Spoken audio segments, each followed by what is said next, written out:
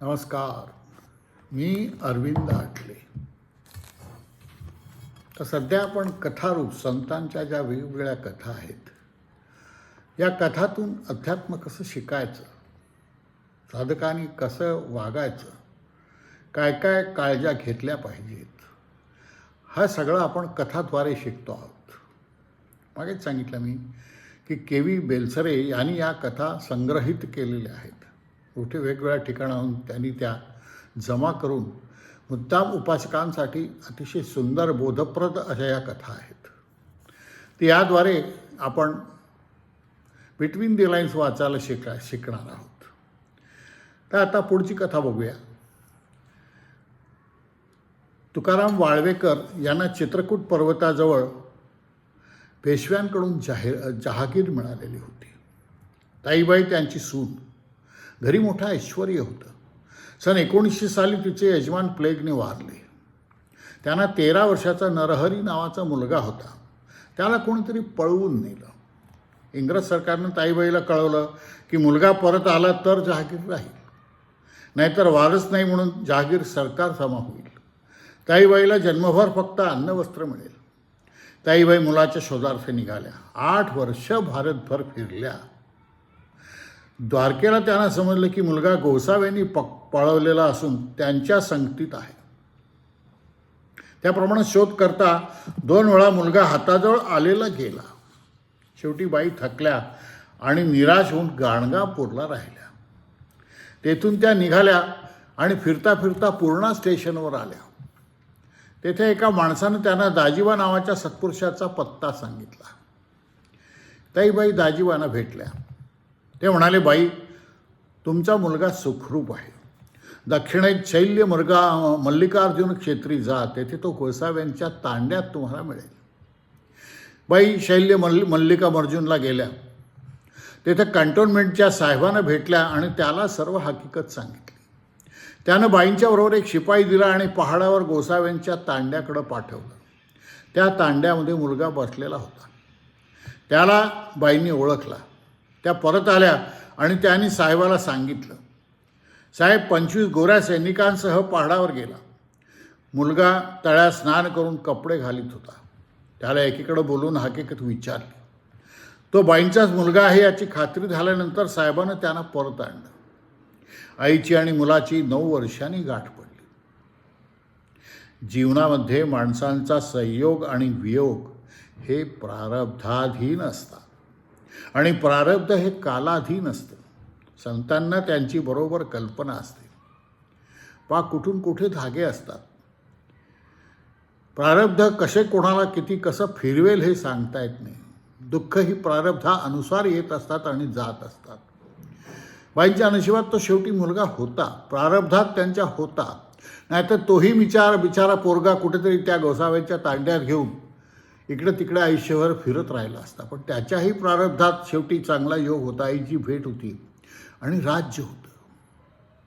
प्रारब्ध आपल्याला फिरवत असतं आणि ते कसं कुणाला काय फिरवेल हे कधी सांगता येत नाही.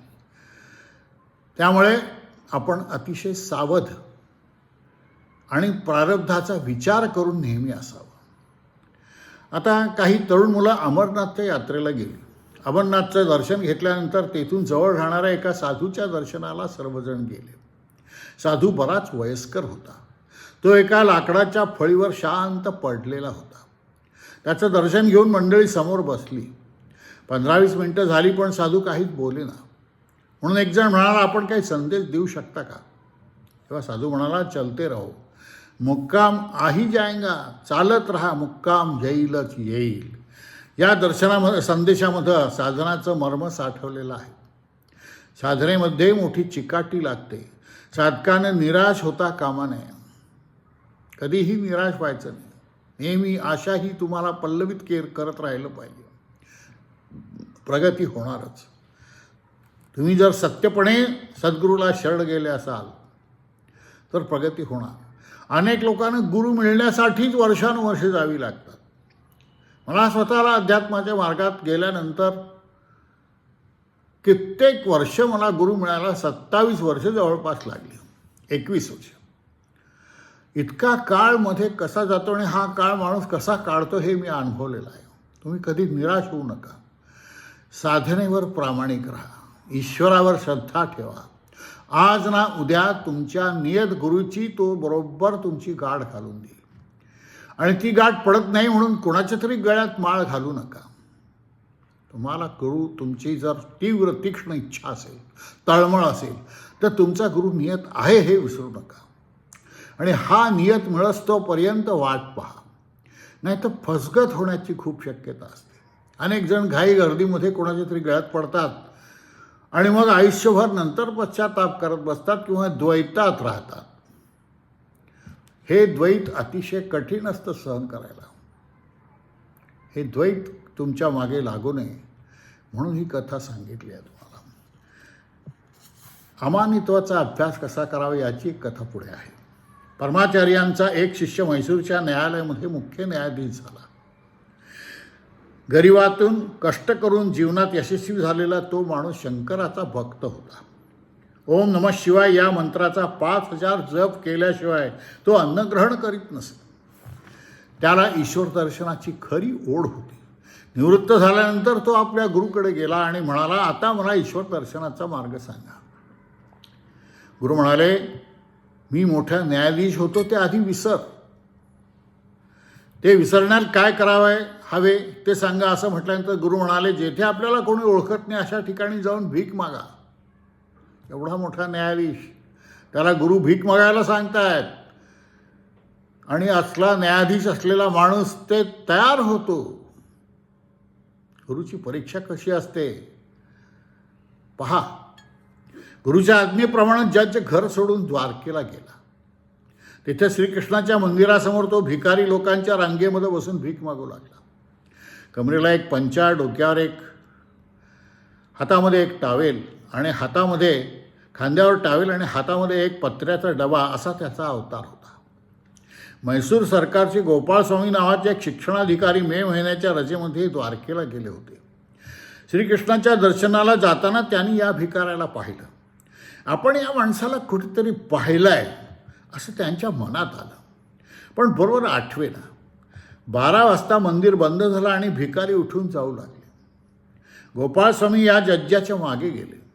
जज्जा आपल्या खोलीवर गेला. खोलीचं कुलूप काढता काढताच गोपाळस्वामींनी त्यांना ओळखलं. नमस्कार करून त्यांना विचारलं, का हो हे असं कसं काय, काय ही परिस्थिती आली तुमची. जज म्हणाला, माझ्या मनातील मोठेपणाची भावना नाहीशी करण्यासाठी गुरुजींनी हे करायला सांगितलं आहे. मग ते साधले का असं विचारल्यानंतर जज म्हणाला, मी मोठा जज होतो हे मी खरंच विसरलो आहे. पण लोकांजवळ भीक मागताना अजून मला खऱ्या भिकाराची लाजारी येत नाही. मला पेन्शन आहे हे विसरणं कठीण आहे.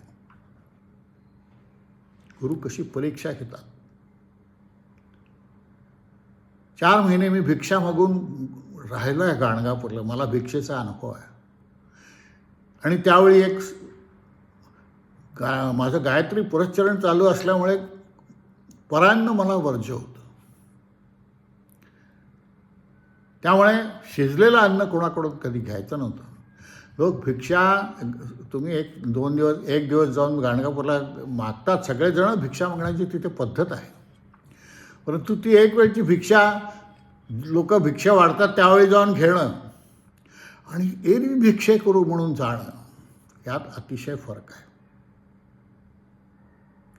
तुमची लाज लज्जा तुम्हाला सोडावी लागते. एवढा मोठा न्यायाधीश माणूस पण आपल्या गुरूंनी सांगितल्याबरोबर संसार सोडून आज्ञा म्हणून भिक्षा मागायला गेला. भिकाऱ्यांच्या रांगेत महिने बसला. तेव्हा त्याला जाणवलं की आता न्यायाधीश नाही, ही त्याची पूर्ण मनाची हे झाली, कल्पना मनातली गेली. हा जो अहंकार असतो एक प्रकारचा, तो जाण्यासाठी गुरु काय करायला सांगतील याचा काही नियम नाही. तुमच्यापैकी किती लोकांना गुरुने असं सांगितलं तर गुरु करतील. माझे एक अत्यंत चांगले ओळखीचे आणि महाराजांचे खूप मोठे भक्त स्वतःला समजणारे गृहस्थ होते. मी ही प्रत्यक्ष कथा सांगतो. त्यांना एकदा मी असं त्याच वेळी, मला त्यावेळी ही कथा माहिती नव्हती, पण त्यावेळी मी त्यांना विचारलं, का हो तुम्हाला जर महाराजांनी सांगितलं की अमुक ठिकाणी मंदिरात जाऊन भिक्षा मागा बरं खाली बसून, मागाल का हो तुम्ही. त्यांना खरं माझा राग आला एकदम. ते म्हणाले, महाराज मला भिक्षा मागायला सांगतीलच कसं काय. पहा, माणसाची वृत्ती स्वतःबद्दल कशी असते, स्वतःबद्दलच्या कल्पना कशा असतात, अशी माणसं अध्यात्मात प्रगती करू शकत नाही. मग त्यांचा अहम असतो तो, मी भिक्षा मागायची. भिक्षा मागणं काहीतरी भयंकर कमीपणा आहे. समोरचा भिकारी भिक्षा मागायला येतात, लोक कसे वागतात तुम्ही पहा. मी तर माझ्या कोल्हापूरला असताना लहानपणी पाहिले, लोक आंबलेलं अन्नसुद्धा त्या भिकाऱ्याला वाढायचे. मला फार राग यायचा. अरे, जे तुम्ही खाऊ शकत नाही त्याला का वाढता? तो माणूस नाही आहे का? पण नाही, तेही आंबलेलं वाढता नाही, त्याच्यावर मोठे उपकार केले अशी मनावर भावना. असे असतो आपण. स्वतःला तपासून पहा आपण कसे आहोत, यातल्या कुठल्या कॅटेगरीत आपण बसतो आहोत. आणि असं जर उद्या गुरुनी सांगितलं तर जाण्याची तुमची तयारी आहे का?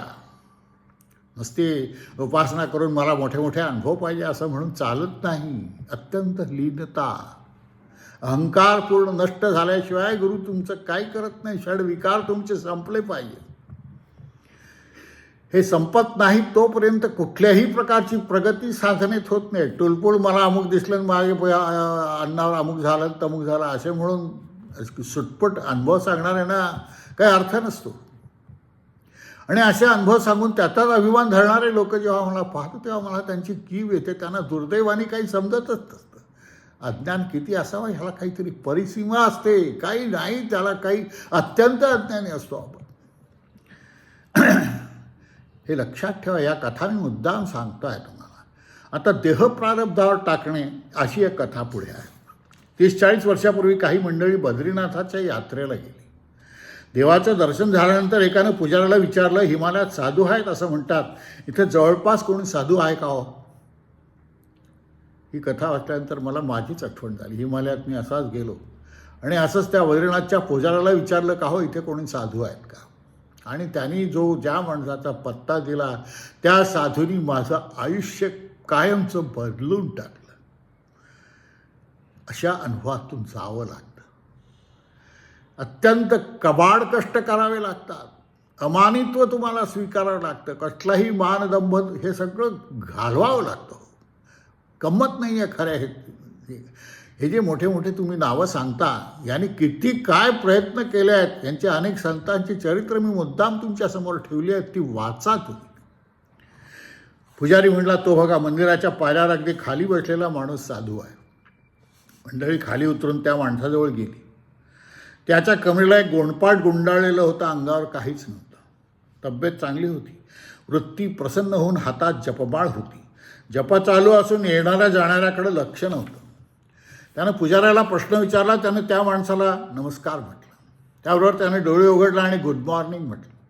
आपण कोठून आलात असे स्वच्छ इंग्रजीत विचारलं. तेव्हाच मंडळी चकित झाली.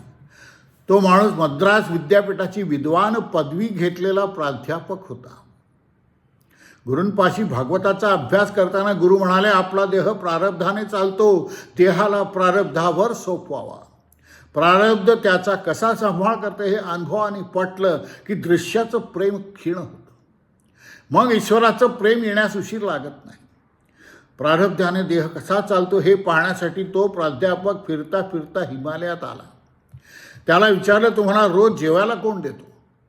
तो हसला आणि म्हणाला, मी कधी कोणापाशी काही मागत नाही. एखाद दिवशी लोक 2-3 वेळा खायला घालतात, पण एखाद दिवशी काहीच मिळत नाही.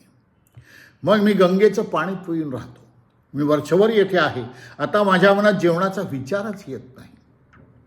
त्याला विचारलं की आम्ही काय करावं? त्यानं उत्तर दिलं, प्रारब्धाचा अनुभव येण्यास असंच करावं लागत नाही. मनाची खात्री झाली तर घरी राहून देखील हे साधल, पण त्यामध्ये ईश्वराच्या दर्शनाचा हेतू पाहिजे. पहा, एवढा मोठा प्राध्यापक म्हणणं. आता मध्यंतरी नागा साधूंचं जे संमेलन काशीला म्हणजे हे झालं होतं, त्यावेळी हजारो नागा साधू आले. या साधूंमध्ये पदवीधारक असणारे शेकड्यांनी साधू तरुण पोरं होते. हे मला आश्चर्य वाटतं की ही एवढी शिकले सवरलेली माणसं कुठेतरी त्यांना आयुष्याचा वैफल्य जाणवतं, आयुष्यातला कोतेपणा जाणवतो, आयुष्यातला क्षुद्रपणा जाणवतो आणि हे सत्याच्या शोधाला जातात. सुदैवाने चांगले माणसं मिळाली तर ठीक आहे, नाही तर तिथेही तुमची वाट लागायला वेळ लागत नाही, कारण सगळी बसबस पुरी झालेली आहे. हरिद्वार ऋषिकेशला जाऊन पहा, भीक मागणारे साधू दिसतील तुम्हाला. चहा पाजता का, अमुक करता का असं विचारणारे साधू, हात पळून भिक्षा मागणारे, यांची दया आहे ती. आणि हे पाहिल्यानंतर मन विषण्ण होतं. तेव्हा तुमचं प्रारब्ध तुम्हाला कोठं घेऊन जातील ते स्वागत करून त्या निर्णयाचा आनंदाने स्वीकार करा. एवढा मोठा प्राध्यापक त्या ठिकाणी भिक्षा मागायला तो बसतो आहे. भिक्षाने कोणी दिलं तर भिक्षा, नाही तर नाही. हात पसरून मागत नाही, कोणी आपळून दिलं तर खाणार, नाही तर उपाशी. ही वृत्ती उपासकांमध्ये यावी लागते. आता संकल्पाची शक्ती काय आहे यासंबंधी एक कथा पुढे आहे. कर्नाटकामध्ये अगडी नावाचं गाव आहे. तिथं अलीकडे नारायण भगवान नावाचे मोठे साधू होऊन गेले. ते अखंड नामस्मरण करत. हुच्चूराव नावाच्या खऱ्या साधकावर त्यांचं फार प्रेम होतं. हुच्चूरावांनी त्यांची मनापासून सेवा केली. नारायण भगवान एकीकडे एकटे निजत. फक्त हुच्चूरावांना त्यांच्या पायापाशी झोपण्याची परवानगी होती. नारायण भगवान झोपेमध्ये घोरत असत. या घोरण्यामध्ये सुद्धा श्रीराम जय राम जय जय राम हा मंत्र स्पष्टपणे ऐकू येईल. त्यांच्याकडं अर्धांग व्हायचा झटका आलेला एक तरुण मुलगा त्याच्या आईनं आणून सोडला. मुलगा म्हणाला, भगवान मी आपल्या पायापाशी आलो आहे, आपण काय करायचं ते करा. नारायण भगवानाने विचारलं, समज तू बरा झालास तर? मुलगा म्हणाला, मी जन्मभर तुमची सेवा करीन. नारायण भगवान म्हणाले, बरं, उद्या सकाळी तू खाली जा, विहिरीचं पाणी काढ आणि मला स्नानाला पाणी लागतं. लोकांना हा विनोद वाटला, पण त्या मुलाने त्यांचे शब्द मनाशी घट्ट धरले. पहाटे 4 वाजता तो जागा झाला. हुच्चूरावांना म्हणाला, मला खाली घेऊन चला आणि विहिरीच्या रहाटापाशी उभा करा. तसं केल्यानंतर पहिल्या दिवशी त्या मुलानं कसं तरी 2 पोहरं पाणी काढलं. पण 4 दिवसांनी तो विहिरीपाशी जाऊन पाणी काढू लागला. त्याची ती प्रगती पाहून नारायण भगवान म्हणाले, माणसाच्या संकल्पात केवढं सामर्थ्य असतं पहा. माणूस मनापासून संकल्प करील तर ईश्वराचं दर्शन करून घेईल. मग देह बरा करण्याची काय, असा विश्वास पाहिजे. याचा अर्थांग झालेला आहे. त्या माणसाला केवळ गुरूंनी सांगितलं, जा तू आणि तू हे अमुक अमुक कर. बिना तक्रार, बिना मनात शंका आणता, हे निशंकपणा या साधनेमध्ये अत्यंत आवश्यक आहे. तुम्ही निशंक नसाल तर साधना नाही करू शकत. गुरूंनी सांगितलं, संपलं. म्हणून गोंदवलेकरांची कथा, गोंदवलेकरांचं चरित्र मला आवडण्याचं कारणच आहे की गुरूंनी परीक्षा म्हणून सांगितलं, ह्या सगळ्या मुलांवर माती लोट त्या खड्ड्यात टाकून. कसलाही विचार मनात न आणता त्यांनी ते काम केलं. ही केवढी मोठी गुरूंनी त्यांची परीक्षा घेतलेली होती. या परीक्षेत पास होणं सोपं नाही आहे. त्यांना माहिती होते अशी माती लुटून ते पोरं कसे काय होईल ही शंका त्यांच्या मनात नाही आली. त्यांचा गुरूंवर विश्वास होता. आपले गुरु त्यांनी सांगितलं याचा अर्थ यात काहीतरी अर्थ आहे आणि हे केलं तर यात नुकसान काही होणार नाही, त्याची जबाबदारी गुरूंवर आहे, इतकी खात्री महाराजांना होती. अशा प्रकारचा विश्वास जर तुमचा असेल तर काम होईल, नाही तर काम होणार नाही. काय मनाची केवढी कठीण अवस्था आणावी लागते हे तुम्हाला समजावं यासाठी या कथा मी सांगतो आहे. या कथांद्वारे तुम्ही शिका. किती गुरूंची परीक्षा कठीण असते. अनेक लोकांना काय काय परीक्षा द्याव्या लागेल. म्हणून साधू संतांच्या चरित्राचा अभ्यास करावा, चारित्र्याचा अभ्यास करावा आणि त्या सगळ्या अभ्यासात ते श्रेष्ठ ठरले तर बेमालून त्यांच्या पायावर डोकं ठेवून शरण जावं. ते तुमचा उद्धार करतील. तुमचा उद्धार व्हायचा असेल तर उपासनेवर, गुरुवर प्रचंड श्रद्धा पाहिजे. या सगळ्या कथा ज्या मुद्दाम ह्यात तुम्हाला आवडतील यात मला काही शंका वाटत नाही. हे गोष्टी कथारूप असं जे अध्यात्म आहे, संतांच्या कथा ऐकून जे तुम्हाला सुचेल, जे तुम्हाला पटेल, ते इतर नुसता उपदेश करून पटणार नाही. यासाठी मुद्दाम मी हा मार्ग स्वीकारलेला आहे. पुन्हा भेटू. नमस्कार.